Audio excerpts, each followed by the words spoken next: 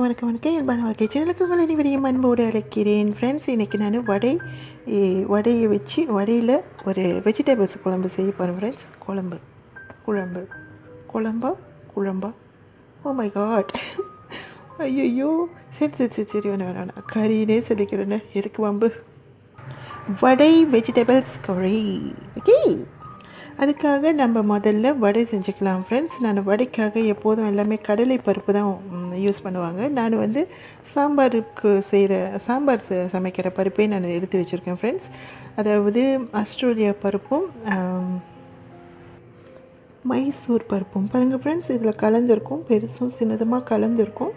இந்த 2 பருப்பை நான் ஊற வச்சுட்டு நான் எடுத்து வச்சுருக்கேன். ஃப்ரெண்ட்ஸ், ஒரு பெரிய கப் அளவுக்கு நான் இப்போ எடுத்து வச்சுருக்கேன். இப்போ நான் என்ன பண்ண போகிறேன்னா, இதோடு இந்த சைஸில் இஞ்சி அப்படி போட்டுக்கிட்டு இதை பிளெண்டரில் வடைக்கு அரைக்கிற மாதிரி இப்போ அரைச்சி எடுத்துகிட்டு வர போகிறேன். பாருங்கள் ஃப்ரெண்ட்ஸ், நான் நல்லா அரைச்சி எடுத்துக்கிட்டேன், கொஞ்சம் முழுசாகவும் இந்த மாதிரி. ஃப்ரெண்ட்ஸ், அடுத்ததாக துருவிய கேரட் இதில் கொஞ்சம் சேர்த்துக்கலாம். அடுத்ததாக ஒரு வெங்காயம், பெரிய வெங்காயம் ஆனால் சின்னதாக கட் பண்ணியிருக்கேன், அதையும் சேர்த்துக்கிறேன். ஃப்ரெண்ட்ஸ், அடுத்ததாக கருவேப்பிலை இந்த மாதிரி சின்னதாக வெட்டியிருக்கேன், இதையும் சேர்த்துக்கிறேன். பெருங்காயத்தூள் கொஞ்சமாக சேர்த்துக்கிறேன். ஃப்ரெண்ட்ஸ், இது ரொம்ப நல்லாயிருக்கும், காற்று தங்காது உடம்புல இது போட்டு சமைச்சா. சீரகப்பொடி ஒரு 1/2 ஸ்பூன். இதோடு நான் சில்லி ஃபிலிக்ஸ் கொஞ்சம் சேர்த்துக்கிறேன். ஃப்ரெண்ட்ஸ், உங்கள்கிட்ட சில்லி ஃபிலிக்ஸ் இல்லைன்னா காய்ந்த மிளகாய் சின்னதாக கட் பண்ணி போட்டுக்கலாம். அடுத்து முக்கியமான கட்டம் ஃப்ரெண்ட்ஸ், உப்பில்லா பண்டம் குப்பையிலே, இது இருந்தால் தான் ஃப்ரெண்ட்ஸ் சுவையாக இருக்கும். இப்போ நான் என்ன பண்ண போகிறேன், இதெல்லாம் ஒன்றா சேர்த்து மிக்ஸ் பண்ணிக்க போகிறேன். ஃப்ரெண்ட்ஸ், பாருங்கள் ஃப்ரெண்ட்ஸ், பேனில் எண்ணெய் சூடேறிடுச்சு. அடுத்ததாக இந்த நம்ம செஞ்சு வச்ச அந்த பருப்புலேருந்து இப்படி எடுத்துக்கலாம். இப்படி செஞ்சுட்டு இப்படி தட்டிட்டு எப்பயும் போல தான் ஃப்ரெண்ட்ஸ், வடை தான் எப்படி சுடுவாங்களோ எல்லாத்துக்கும் தெரியும்.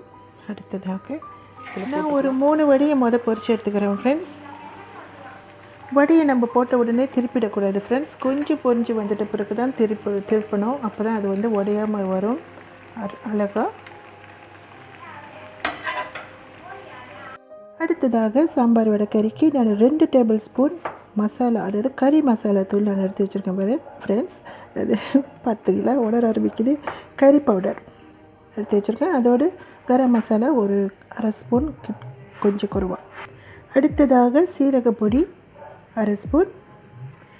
அதே போல் மல்லித்தூளும் 1/2 ஸ்பூன். ஃப்ரெண்ட்ஸ், நான் வடை பொரிச்ச எண்ணெயிலே இந்த கறியை தாளிச்சிக்க போகிறேன். ஃப்ரெண்ட்ஸ், கடுகு தாளிப்பு இது நல்லா வெடிச்சு வரட்டும். ஃப்ரெண்ட்ஸ், அன்னாசி பூ 2, இஞ்சி இப்படி கட் பண்ணியிருக்கேன். ஃப்ரெண்ட்ஸ், இஞ்சியோட பச்சை வடை போகும் வரை நம்ம இந்த எண்ணெயில் நல்லா வதக்கிக்கலாம். ஃப்ரெண்ட்ஸ், அடுத்ததாக பூண்டு, வெங்காயம், கொஞ்சமாக உப்பு சேர்த்துக்கலாம். ஃப்ரெண்ட்ஸ், அது வதங்கி வரும். அடுத்தது மிக்ஸ் பண்ணி வச்ச மசாலா பொடி, கொஞ்சமாக நீர் சேர்த்துக்கலாம். ஃப்ரெண்ட்ஸ், நான் இதில் இப்போ வெட்டி வச்சு ஒரு உருளைக்கிழங்கு சேர்த்துக்க போகிறேன். ஃப்ரெண்ட்ஸ், ஏன்னா அந்த உருளைக்கிழங்கு கொஞ்சம் லேட் ஆகும், அதனால் ஃபர்ஸ்ட்டாக இதை வேக வச்சுக்கலாம், அப்போ தான் ஈஸியாக இருக்கும்.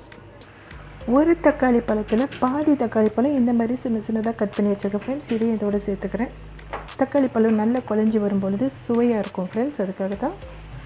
இது கிரேவி போல் திக்கான பேஸ்ட் மாதிரி இருக்குது. ஃப்ரெண்ட்ஸ், அதனால் இன்னும் கொஞ்சம் தண்ணி ஆட் பண்ணிக்கிறேன். கிரேவியோடு நம்ம வேக வச்சோமா உருளைக்கிழங்கு சட்டுன்னு வேகாது, அதுக்காக தான். 3 கொத்து கருவேப்பிலை வேப்பிலைன்னு வந்துட்டோன்னா வேப்பிலையை போட்டுறாதீங்க ஃப்ரெண்ட்ஸ், அவ்வளோதான். சாம்பார் வைக்கிற பருப்பில் சாம்பார் மட்டும்தான் வைக்கணும் இல்லை ஃப்ரெண்ட்ஸ், இந்த மாதிரியும் நம்ம சமைச்சு சாப்பிடலாம். அதே போல் தான் பருப்பு வடையில் நம்ம கடலை பருப்பு மட்டும்தான் சேர்க்கணும்ல, இந்த மாதிரி பருப்புலையும் இந்த மாதிரி சாம்பார் பருப்புலையும் நீங்கள் வடை சுட்டு சாப்பிட்லாம். ஃப்ரெண்ட்ஸ், ரொம்ப சுவையாக இருக்கும். வேணும்னா ட்ரை பண்ணி பாருங்கள். அது ஏன்னு தெரியல ஃப்ரெண்ட்ஸ், நான் எதுனா சமைச்சு வீடியோ எடுக்கும்போது தான் அக்கம் பக்கத்தில் எதுனா மட்டும் தட்டிக்கிட்டு கிடக்குறாங்க. ஐயோ, டென்ஷனாக இருக்குது. சரி, படிப்போம். பிடிக்கும். கரண்ட no tension, be cool, no tension, be cool. ஒரு 10 மினிட்ஸில் இந்த உருளைக்கிழங்கு வெந்து வந்துடும் ஃப்ரெண்ட்ஸ். அது வரைக்கும் புகை வந்து மறைச்சிக்குது ஃப்ரெண்ட்ஸ். இப்போ உருளைக்கிழங்கு ஒரு அரை பதத்துக்கு வெந்துடுச்சு ஃப்ரெண்ட்ஸ். நான் என்ன பண்ண போகிறேன், இது ஆப்பிள் போட்டுக்க போகிறேன். கேரட்னே ஒத்து ஆப்பிள், அப்புறம் கேரட், மீதி பாதி தக்காளி பழம், அப்புறம் பழுத்த மிளகாய். ஒரு 3 மினிட் இது வெந்துட்ட பிறகு லாஸ்ட்டாக நம்ம வெண்டைக்காய் சேர்த்துக்கலாம் ஃப்ரெண்ட்ஸ். ஏன்னா வெண்டைக்காய் சட்டுன்னு வெந்துடும். இதோடு இப்போயே நம்ம போட்டோமா வெண்டைக்காய் குழஞ்சிடும். நினைவு தூங்கும் நேரம் நினைவு தூங்கிடாது, நினைவு தூங்கினாலும் உறவு தூங்கிடாது, இது ஒரு கொடுத்ததே தினம் தினம் வளர்க்கிறேன்.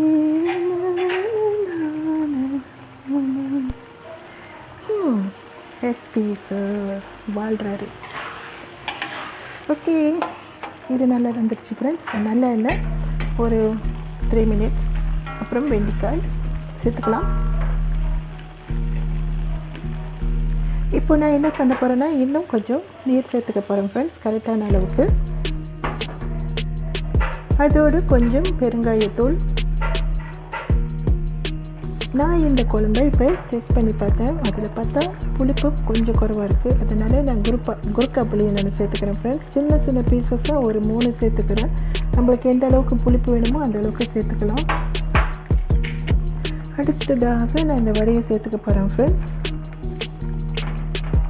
நான் எல்லா வடையும் சேர்த்துக்க போகிறதில்ல, கரெக்டான அளவுக்கு நான் போட்டுக்குவேன் ஃப்ரெண்ட்ஸ். இந்த குழம்புக்கு எந்த அளவுக்கு அது தேவையோ அந்த அளவுக்கு நான் போட்டுக்குவேன். இல்லைன்னா ஓவராக போட்டுவிட்டு அப்படியே நிறைய சுத்துன்னு ஆகிடும்.